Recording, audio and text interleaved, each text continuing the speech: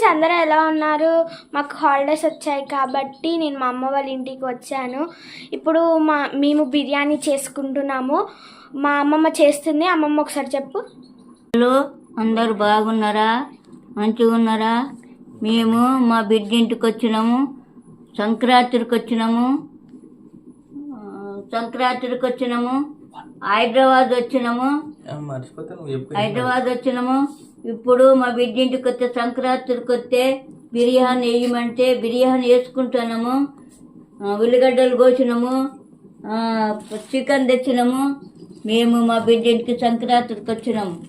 ఇప్పుడు బిర్యానీ వేసుకొని అన్నము వేసినాము. చూడండి ఎట్లున్నదో పిల్లలు.